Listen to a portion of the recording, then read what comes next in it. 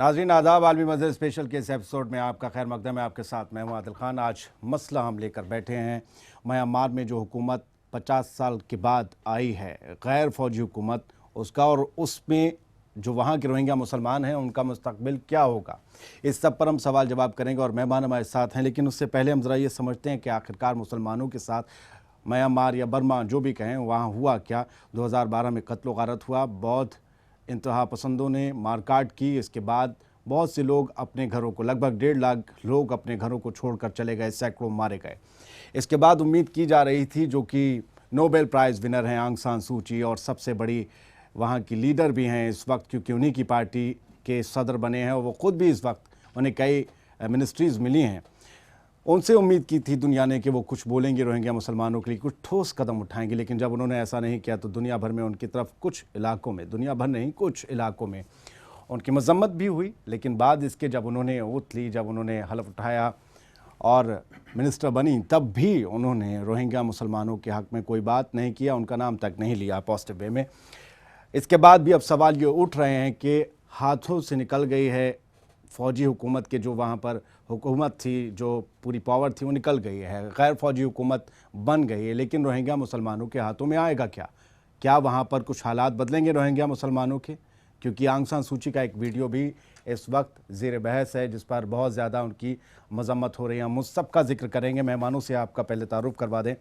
इलियास मलिक साहब मेरे साथ मौजूद हैं, पॉलिटिकल एनालिस्ट हैं, सियासत पर अपनी बेबाक राय रखते रहते हैं लगातार। और डॉक्टर तस्लीम रहमानी हैं हमारे साथ, सदर हैं मुस्लिम पॉलिटिकल काउंसिल ऑफ इंडिया के। साथ में तस्नीम कौसर साहिबा भी मौजूद हैं, सीनियर सहाफ़ी। आप सभी का खैर मकदम इस शो में, और आप सबसे सवाल जवाब करेंगे म्यांमार के मसले पर, जो वहाँ हुकूमत चेंज हुई है और जो वहाँ पर रोहिंग्या मुसलमानों के हालात रहे हैं उस सब पर सवाल जवाब। लेकिन उससे पहले एक छोटी सी रिपोर्ट देखते हैं।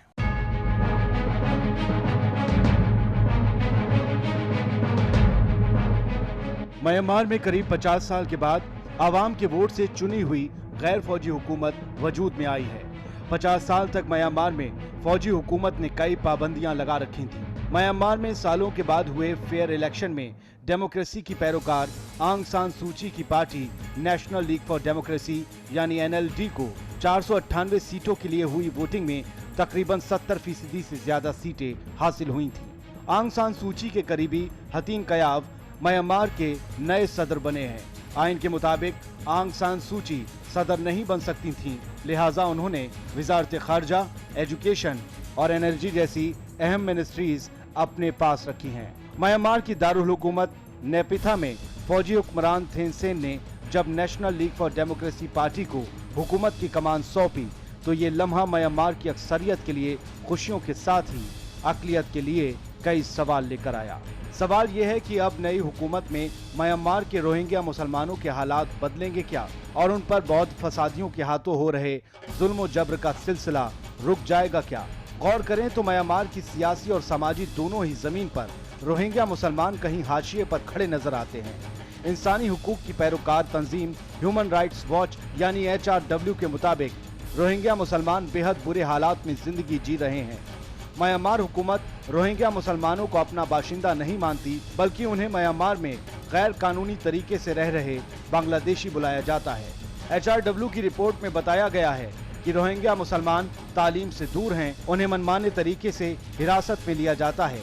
इतना ही नहीं, उन पर मनमाना टैक्स लगाने के साथ ही उनसे गुलामों की तरह जबरदस्ती मजदूरी भी करवाई जाती है।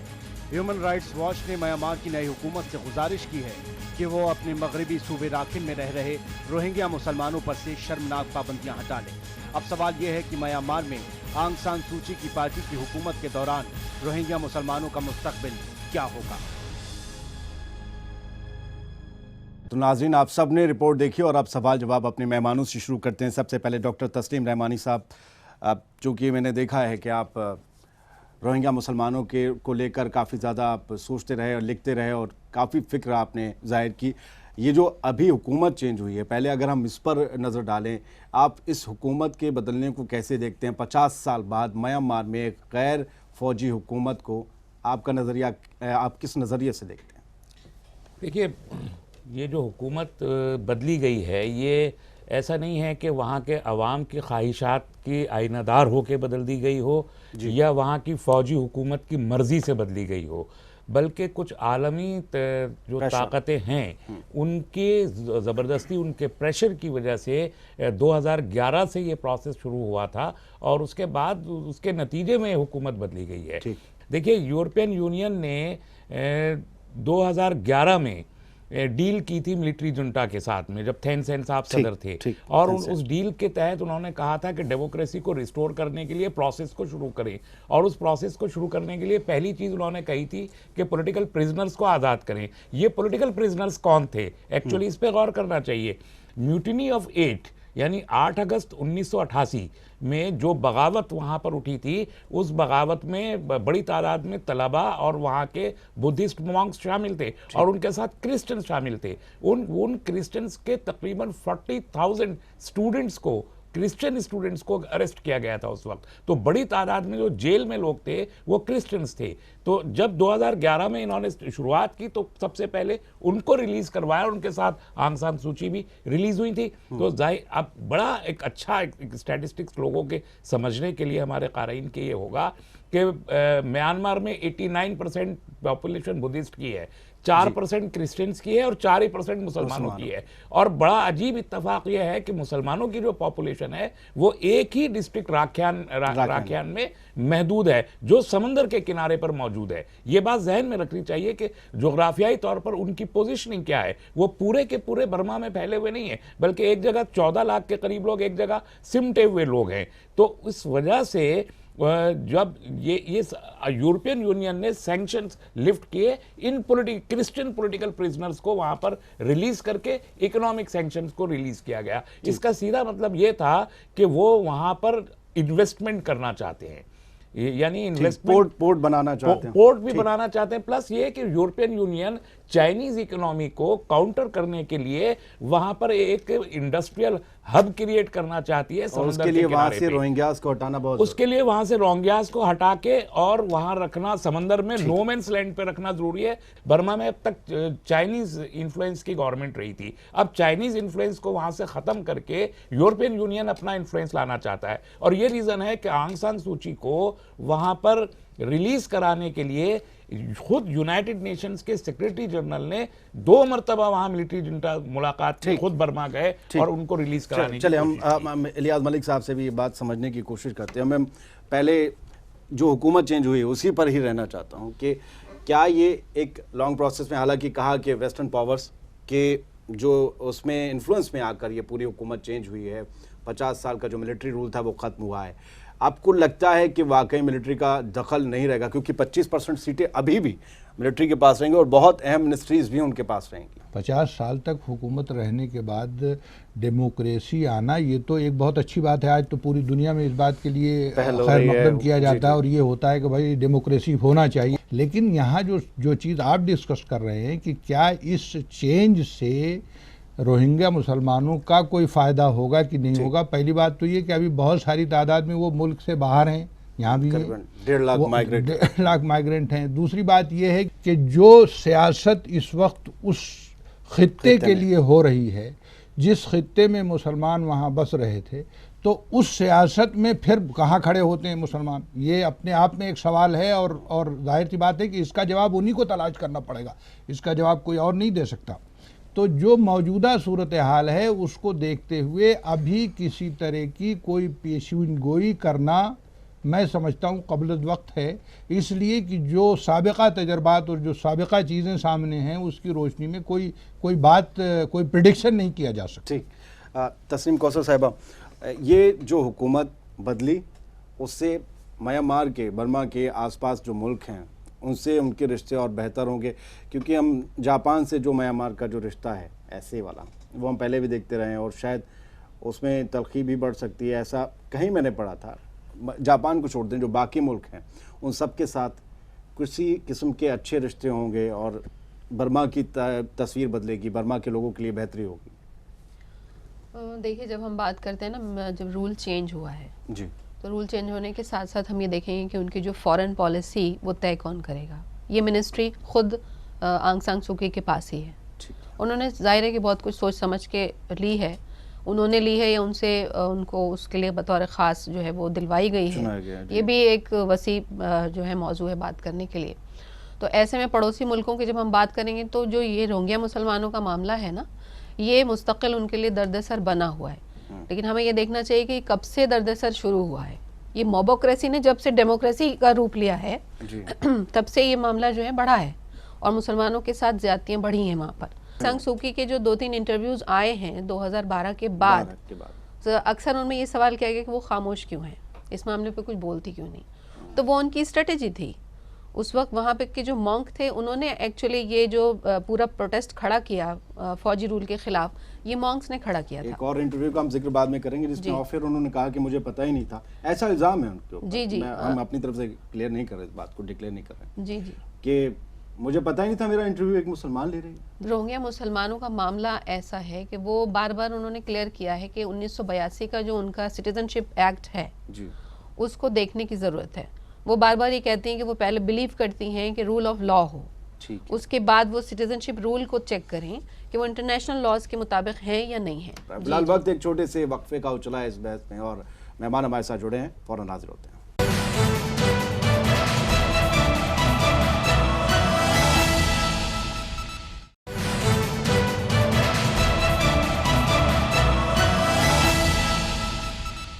नाज़रीन खैर मकदम है आपका वक्फे के बाद और अगला सवाल मेरा डॉक्टर तस्लीम रहमानी साहब से। बांग्लादेश का जिक्र अभी आया था वक्फे से पहले कौसर साहिबा की बात में, उनके जवाब में।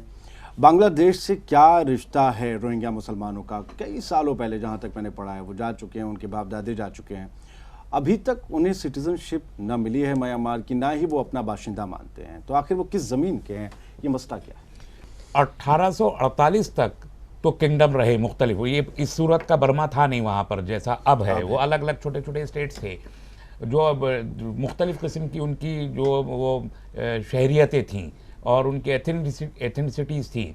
1848 में ब्रिटिशर्स वहाँ गए थे और ब्रिटिशर्स ने उसको पूरा कंट्रोल किया और कुछ अरसे तक यानी 1937 के आसपास में 34 से लेके 37 तक इवन ये कि म्यांमार को, पूरे के पूरे म्यांमार को, जो अभी मुत्तहदा म्यांमार है, इसको हिंदुस्तान का एक सूबा बना दिया गया था। तो जिस वक्त हम हिंदुस्तान का सूबा म्यांमार था, उस वक्त ठीक उसी ज़माने में जो पूरा का पूरा बंगाल है, जिसे आज हम बांग्लादेश कहते हैं, वो ये बंगाल और असम का एक हिस्सा और म्यांमार, ये सब का सब एक ही साइड था। तब माइग्रेशन हुआ बंगालियों का और वो माइग्रेशन खाली म्यांमार में नहीं हुआ, वो म्यांमार में भी हुआ, इसलिए कि वहाँ पर जो खाली ज़मीनें पड़ी हुई थी वहाँ खेती कराने के लिए उन बंगालियों को अंग्रेज लेके गए थे ब्रिटिशर्स। तो 150 साल से इसीलिए आप देखिए 92 का जो एक्ट है जिसको अभी तस्लीम साहिबा कोट कर रही थी, वो कह रहा है कि 150 साल पहले की शहरियत साबित कीजिए। ये जो 150 साल पहले की शहरियत साबित करने की शर्त है, उसका बैकग्राउंड ये है कि अंग्रेजों ने 150 साल पहले जो जिन लोगों को ले जाके बसाया था उनको शहरी मानना नहीं चाहते। ये रीजन है कि बार बार आंग सान सूची कहती हैं कि आई डोंट नो कि रोहिंग्या है कौन। दूसरा एक इशू जो है जिसकी वजह से रोहिंग्या वहां पर यूनाइटेड नेशंस के वर्ड्स के मुताबिक द मोस्ट परसिक्यूटेड माइनॉरिटी वहां कहे जाते हैं, उसका एक बड़ा रीजन ये है और मैं कई बार उसको लिख चुका हूं कि 47 के आसपास में वहां की कुछ ऑर्गेनाइजेशंस वहां पर बनी थी जिन्होंने जिन्ना को वहां बुलाने की कोशिश की थी और पाकिस्तान जाने की, उन्होंने बांग्लादेश के साथ मिलकर पाकिस्तान में शामिल होने की, राखियान सूबे को शामिल करने की कोशिश की थी और ये डिमांड की थी। जी हाँ, और जिन्ना साहब गए और हाँ राखिन, जिन्ना साहब वहां गए नहीं थे लेकिन उन्होंने मुस्लिम लीग के साथ मिलने की कोशिश की थी। ठीक है, उसकी सजा है जो आज अभी तक इनको राखियान में रोहिंग्या मुसलमानों को भुगतनी। इलियास मलिक साहब, मैंने अभी जिक्र किया था ह्यूमन राइट्स वॉच का, तो ऐसी जब कोई भी ऑर्गेनाइजेशन, और दुनिया में ऐसा नहीं है कोई इसे जानता नहीं और इंसानी हुकूक की सबसे ज़्यादा बात करने वाला, उन्होंने एक रिपोर्ट दी कि रोहिंग्या मुसलमानों को पढ़ने के इख्तियार नहीं है, उन्हें हुकूक नहीं है, उनके जो बुनियादी हुकूक हैं उनसे महरूम रखा जाता है और इसके अलावा उनसे ज़बरदस्ती मजदूरी करवाई जाती है ग़ुलामों की तरह। उनके बिल्कुल भी उनकी ज़िंदगी का जो लेवल है वो गिरे दर्जे का है। और अब ये भी कहा है, ये इस हुकूमत के बनने के 2-4 दिन के अंदर ये बात आ गई कि नई हुकूमत उनके बुनियादी हुकूक दें और उनके हुकूकों की हिफाजत करें, उनकी जो लिविंग स्टाइल है, जो लिविंग लेवल है, उसे, जो उनकी ज़िंदगी जीने का जो इस वक्त लेवल है, उसे बेहतर करें और रोहिंग्या के लिए एक बेहतर मुकाम बट बनाए। उन्होंने रोहिंग्या का लफ्ज कहीं इस्तेमाल नहीं किया है, माइनॉरिटीज एंड एथनिक ग्रुप्स का लफ्ज इस्तेमाल किया है बार बार। असल में यही प्रॉब्लम ही आ रही है, जो बात आ रही है वो माइनॉरिटीज में उस मुल्क के रोहिंग्या मुसलमान आएंगे। अभी 6 महीने पहले जो मीटिंग थाईलैंड में हुई थी रोहिंग्या मुसलमानों के मसले को लेके, उसको बाइकआउट किया था वहां के उस वक्त गवर्नमेंट ने, ये कहकर के हम लफ्ज रोहिंग्या पर कोई बात ही नहीं करना चाहते। और आंग सान सूची ये जो प्रॉब्लम आ रही है असल में ये इसीलिए आ रही है क्योंकि वो जो बात हो रही है वो हो रही है माइनॉरिटीज की। यहाँ सवाल फिर पैदा होता है रोहिंग्या मुसलमानों का, तो इसलिए वो जो चीज़ें हैं वो उसको कंसीडर नहीं करते और ये बात होती है कि साहब माइनॉरिटीज़, हालांकि सही बात ये कि माइनॉरिटीज़ में तो वो भी हैं, अगर आप माइनॉरिटीज़ एज ए होल बात करेंगे तो उसमें तो वो आ ही जाते हैं। ये तो सही बात ये है कि ह्यूमन राइट्स की तो बात है ही है, ये ह्यूमैनिटी की भी बात है कि ह्यूमन बीइंग जो है वो इस तरह रहें और उनकी पूरी देखभाल न की जाए और उनको चीज़ें प्रोवाइड न की जाए, उनको दवाएं न दी जाएं, उनके बच्चों को एजुकेशन न दिया जाए, उनको दूसरी फैसिलिटीज़ न दी जाएं। तो ये तो वैसे ही ह्यूमैनिटी है के खिलाफ बात हो जाती है, ना कि वहाँ पर नोबेल प्राइज मिल जाता है। वो वाला नोबेल पीस प्राइज, मतलब जहाँ पर बदअमनी फैली हो, जवाहरलाल अमन का नोबेल मिल जाए। जवाहरलाल नेहरू अवार्ड भी हमारी गवर्नमेंट ने उनको दिया हुआ है।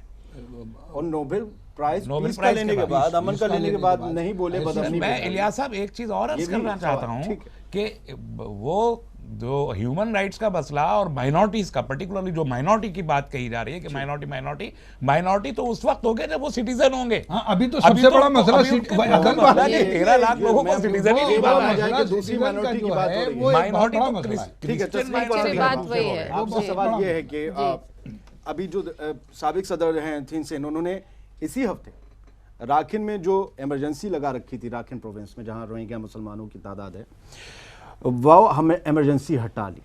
और अब जिस तरीके से अपील की जा रही है कि वहाँ के लोगों की ज़िंदगी को बेहतर किया जाए, कुछ लगता है इमरजेंसी हटाना एक तरीके की सियासत भी हो सकती है क्या, कि एक हुकूमत जा रही हो, दूसरी हुकूमत के लिए उन्होंने कुछ ऐसी चीज़ें छोड़ दी? नहीं, देखिए हालात बदलेंगे तो सबके लिए बदलेंगे, उम्मीद रखनी चाहिए। ठीक है। और दूसरी चीज़ ये है, एक चीज़ ये भी देखें आप कि हम देखते हैं कि बुद्धिज़्म का बड़ा मतलब वाज़े सा एक उसूल है, अहिंसा परमो धर्मा। लड़ाई की बात नहीं जी। तो हम ये जो खून खराबा देख रहे हैं, ये किन से देख रहे हैं, कौन कर रहे हैं ये खून खराबा? बुद्धिस्ट कर रहे हैं। तो बुद्धिस्टों से आप इस तरह की जो है वो पूरी दुनिया एक्सपेक्ट नहीं करती। वहाँ भी जो 2 मॉन्क हैं बेसिकली, एक आंग सान सूकी के साथ हैं और दूसरे मॉन्क हैं, उन्होंने भी जिन्होंने फौजी गवर्नमेंट के खिलाफ 20 साल तक लड़ाई जारी रखी और वो जेल में रहे, उनका तस्करा कहीं नहीं आता है। वो इन लड़ाइयों को पैसिफाई करने की कोशिशों में लगे रहते हैं। और जो दूसरे मॉन्क साहब हैं जो आंग सान सूकी के साथ रहे और इलेक्शन में पूरी तरह साथ दिया, और वही हैं इन तमाम जितनी भी ये आती रहती हैं फोटोग्राफ्स आप देखते हैं जो आप जी हाँ जुल्म की और इसकी, तो वो जो है इसमें बड़ा पार्ट प्ले करते हैं वो हैं। तो हम ये देखते हैं कि उनमें भी 2 तबके हैं, वो आपस में भी इस चीज़ की कोशिश कर रहे हैं कि ये मामला जो है वो उनकी हद तक रहे। और जो दुनिया की जो तंजीमें हैं वो भी बार बार रिपोर्ट्स ला रही हैं। तो हम लोग भी इस तरह की चीज़ें देखते हैं कि जब वेस्ट हमें जो दिखाना चाहता है हम वही देखते हैं। ये सवाल बनता है कि सारे लोग सीरिया में, इराक में कैसे पहुंच जाते हैं, कि वहाँ दाइश क्या कर रहा है, बौद्ध क्या कर रहे हैं, ये क्यों नहीं दिखाया जाता, ये तस्वीरें खुलकर सामने क्यों नहीं आती, वो तस्वीरें सिर्फ सोशल मीडिया पर क्यों आती है? ये सवाल इस वक्फे के बाद।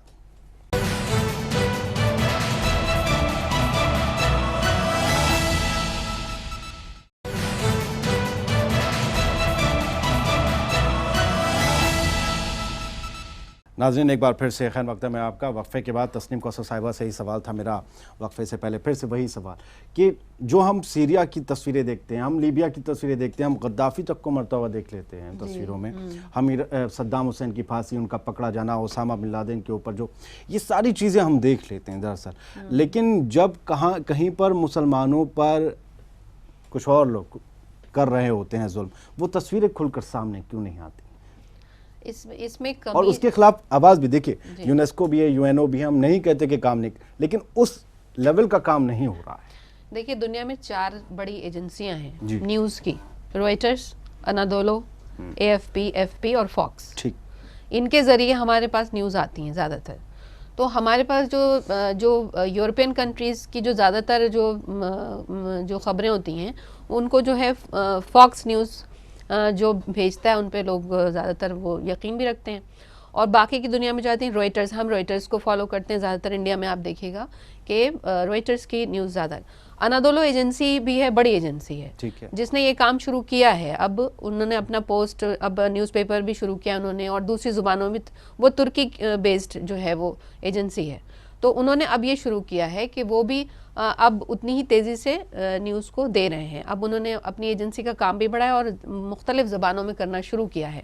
तो जैसे जैसे एक पैरेलल मीडिया खड़ा होता जाएगा, आप देखिएगा कि वैसे वैसे हमारा जो है मिजाज में और हमारी सोच में तब्दीली आती जाएगी।